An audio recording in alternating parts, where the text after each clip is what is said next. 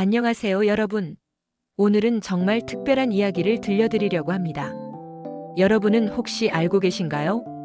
우리나라에는 한때 산군이라 불리며 산의 왕으로 군림했던 동물이 있었다는 사실을요. 그리고 지금도 우리 곁에서 희로애락을 함께하며 소식을 전해주는 작은 전령이 있다는 것도요. 바로 호랑이와 까치입니다. 한 동물은 이제 우리 땅에서 자취를 감췄고 다른 하나는 여전히 우리와 함께 살아가고 있죠. 오늘은 이 두 동물이 우리 역사와 문화 속에서 어떤 의미를 가졌는지, 그리고 왜 지금까지도 우리에게 특별한 존재인지 함께 알아보겠습니다. 조선시대 문헌을 보면 정말 놀라운 기록들이 나옵니다. 호환이라는 단어 들어보셨나요? 말 그대로 호랑이로 인한 재해를 뜻하는 말입니다. 조선 왕조실록에는 호랑이 관련 기록이 무려 600건도 넘게 등장합니다. 세종 때의 기록을 보면 한 해에 호랑이에게 죽은 사람이 수십 명에 달했다고 나와 있어요. 특히 함경도와 평안도 지역에서는 호랑이가 마을까지 내려와 사람을 해치는 일이 빈번했습니다.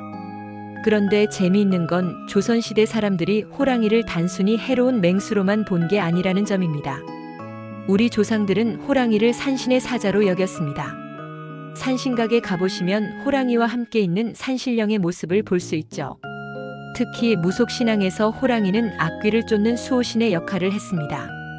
집 대문에 호랑이 그림을 붙이거나 아이들에게 호랑이 모양의 호신부를 채워주는 것도 이런 믿음에서 나온 거예요.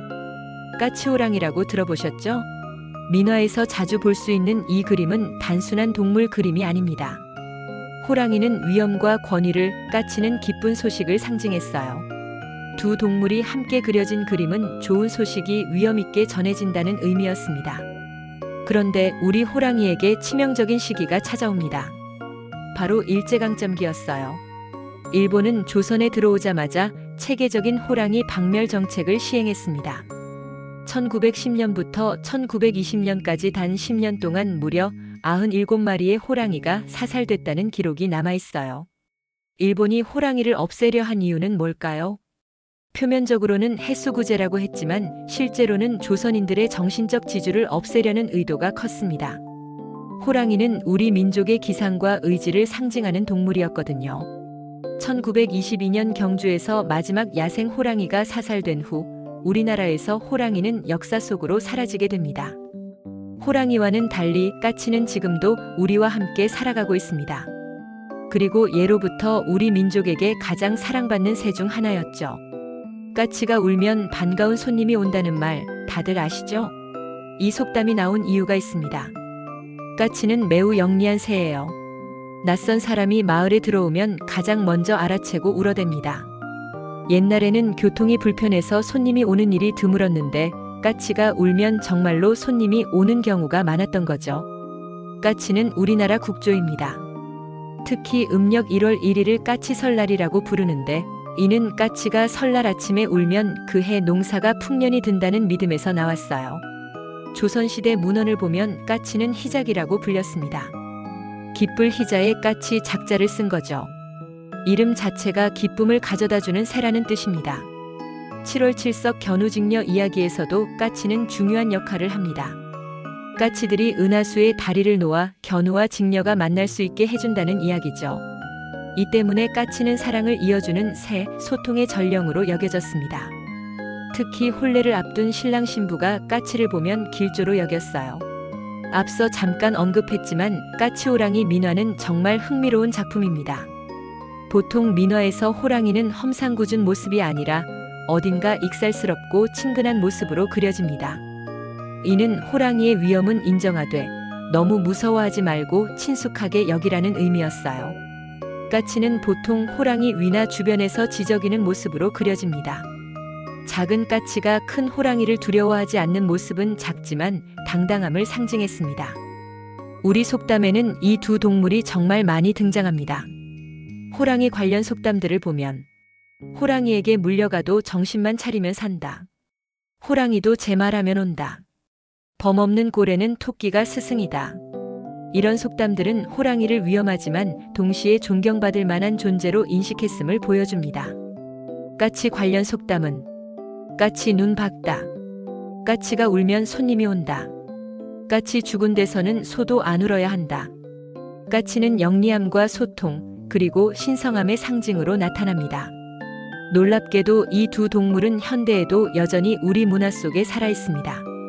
1988년 서울올림픽 마스코트 호돌이는 호랑이였죠. 우리나라를 대표하는 동물로 호랑이를 선택한 겁니다.